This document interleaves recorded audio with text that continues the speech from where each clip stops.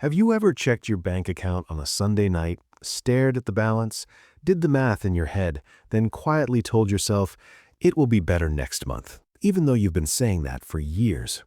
You work hard, you show up, you get small raises here and there, but somehow your lifestyle keeps expanding at the exact same speed as your income.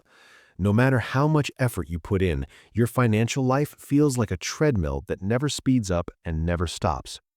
If that sounds painfully familiar, stay with me. My name is Kelvin, and I spend way too much time thinking about money habits and income growth. If you are someone who works hard, earns a decent living, but still feels financially stuck year after year, make sure to hit the subscribe button and give this video a thumbs up if this helps you out. Today, we are talking about 7 money habits that quietly keep most Americans earning roughly the same income for decades. These habits feel normal. They feel responsible. Some of them are even praised. But together, they form an invisible ceiling over your financial life. And here's what most people do not realize. Income stagnation is rarely about laziness or lack of intelligence. It's about habits, psychology, and decisions that compound slowly in the wrong direction. Let's get into it. Habit 1. Confusing stability with progress. Most people are chasing stability, not growth. A steady paycheck, predictable bills, familiar routines. According to data from the U.S. Bureau of Labor Statistics, the average American changes jobs about 12 times over their lifetime, but income growth is heavily concentrated in the early career years. After that, raises barely beat inflation. Here's what this looks like in real life. You earn $50,000 a year. You get a 3% raise. That's $1,500 before tax. After tax, maybe $1,100. Meanwhile, rent goes up by $100 a month, groceries increase, insurance adjusts, and suddenly your raise disappears. Psychologically, stability feels safe, growth feels risky, so people cling to stability even when it quietly costs them millions over a lifetime. Here's the math most people never do. If you stay at the same income level for 30 years, with inflation averaging 3%, your purchasing power gets cut nearly in half. You're not standing still, you're moving backward. Action step. At least once a year, ask yourself a hard question. Is my income growing faster than inflation, or am I just maintaining comfort? Habit 2. Tying income to time instead of value. This is one of the most deeply ingrained habits in American work culture. You trade hours for dollars. You think in terms of hourly pay or salary, not value created. Here's what most people do not realize. Employers don't pay for effort, they pay for leverage. If your income only increases when you work more hours, your ceiling is fixed. There are only 24 hours in a day. Let's use numbers. If you make $25 an hour and work 40 hours a week, that's about $52,000 a year. Even if you push to 50 hours, burnout kicks in long before wealth shows up.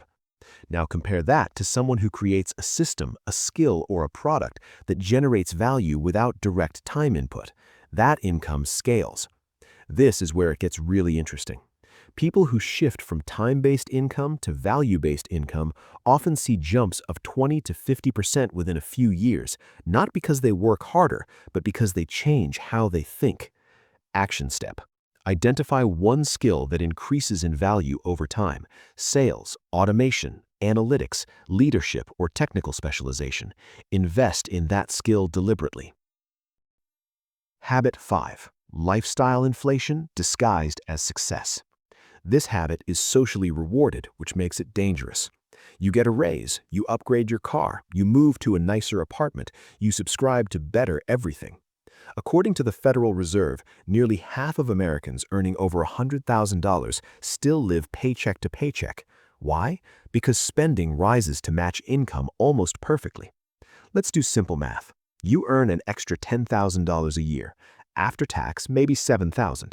You upgrade your lifestyle by $600 a month. That's $7,200 a year. Your raise is gone. Psychologically, this feels like progress. Externally, it looks like success. Internally, nothing changes. Action step. Lock in your lifestyle first. When income increases, automate saving or investing before upgrading anything else. Habit 4. Avoiding discomfort in skill building. Most people say they want higher income. Very few want the discomfort that comes with becoming more valuable. Learning new skills feels awkward. Being bad at something hurts the ego, so people stay competent instead of becoming exceptional. Here's what most people do not realize. Income growth often comes from short periods of intense discomfort, followed by long periods of leverage. A study from Georgetown University found that individuals who consistently invest in skill development earn significantly more over a lifetime, even when starting from the same baseline. Action step. Choose one uncomfortable learning project this year, something that stretches you and has market value. Habit 5. Relying on one income source. This habit feels responsible but creates fragility. Most Americans depend on a single paycheck. When that paycheck stops, everything stops. Psychologically, one income feels simpler, less mental load, less risk, but financially, it's dangerous. Here's the math. If you earn $60,000 from one source and lose it, income drops to zero. If you earn $40,000 from one source and $20,000 from another, you have resilience. This is where it gets really interesting. Side income doesn't just add money, it changes how you negotiate, how you think, and how you tolerate risk. Action step. Build a small secondary income even if it starts at $200 a month. The goal is optionality, not replacement. Habit 6. Outsourcing all financial thinking. Many people hand off financial decisions entirely. They rely on employers, apps, or generic advice. Here's what most people do not realize. Default systems are not designed to maximize your wealth. They're designed for simplicity and compliance. Take retirement contributions. Many people stick to default percentages without understanding opportunity cost. Let's do numbers. If you invest $300 a month at an average 7% return for 30 years, you end up with $340,000. Increase that to $500 a month and you reach over $560,000. Small decisions compound massively. Action step. Learn the basics of investing, taxes, and cash flow. You don't need to be an expert, just informed. Habit 7. Waiting for permission to earn more money. This is the quietest habit of all. People wait for promotions, approval, or external validation before increasing income. Psychologically, permission feels safe, initiative feels risky, but income growth favors those who act before they feel ready. Here's what most people do not realize. Employers reward people who already operate at the next level, not those waiting to be invited. Action step. Act like the person who earns more before you actually do. Build the skills, take the responsibility, create the value. Pulling it all together. If you noticed yourself in more than one of these habits, that's normal. These habits aren't personal failures, they're cultural defaults. But defaults are optional. Here's a simple framework you can apply immediately. 1. Audit your income growth versus inflation. 2. Invest in value-creating skills. 3. Cap lifestyle inflation. 4. Build at least one secondary income. 5. Take ownership of financial decisions.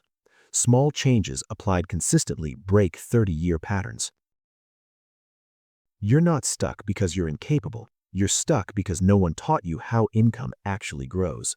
The good news is, this habit can change. Systems can be rebuilt. Trajectories can shift faster than you think. If this video helped you see your money differently, hit the subscribe button. I post videos like this every week, breaking down the psychology and math behind real financial progress. Leave a comment telling me which habit hit you the hardest. That awareness alone is the first step towards earning more and keeping more. I'm Kelvin, and I'll see you in the next one.